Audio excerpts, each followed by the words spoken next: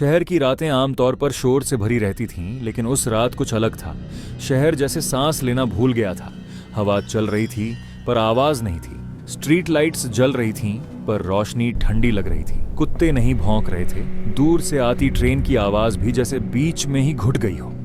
रमेश, जो कि एक टैक्सी ड्राइवर है, सड़क के किनारे टैक्सी के स्टीयरिंग पर उंगलियां थपथपा रहा था।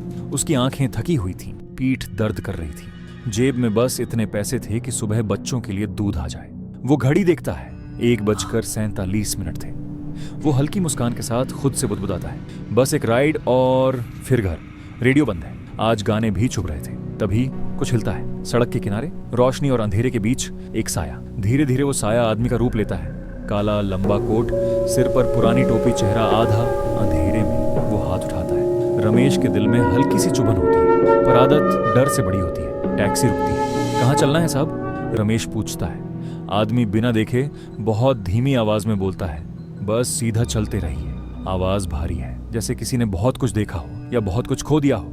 रमेश एक पल रुकता है, फिर मीटर चालू करता है। टैक्सी आगे बढ़ जाती है। कुछ मिनट, बस इंजन की आवाज। टायर सड़क से बातें कर रहे हैं। रमेश आदतन रियर व्यू मिरर देखता है और उसकी सांस अटक जाती है। आदमी की आंखें सीधे उसी को देख रही हैं, पलकें नहीं झपक रही, नजर हिल नहीं रही। रमेश तुरंत नजर हटा लेता है। डर छुपाने के लिए रमेश पूछता है, नाम क्या है आपका?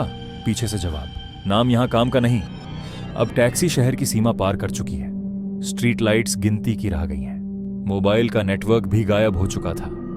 रमेश का पेट ऐंठने लगता है। सड़क अब अजीब है, बहुत सीधी, सुनसान, पुरानी। चारों तरफ घने पेड़, उनकी डालियां उस सड़क के ऊपर ऐसे झुकी हैं जैसे किसी ने सुरंग बना दी हो। मीटर अचानक खुद ब खुद बंद।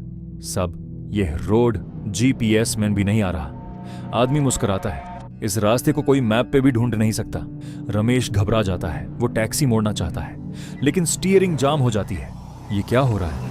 आदमी धीरे धीरे आगे झुकता है। अब उसका चेहरा शीशे में साफ दिखता है। फीकी त्वचा, आंखों के नीचे गहरे साए, होंठ सूखे और आंखों में खालीपन। तुम पहले ड्राइवर नहीं हो, ना ही आखिरी। टैक्सी अपने आप तेज होने लगती है। Speed metre 80, 100, 120। रोको!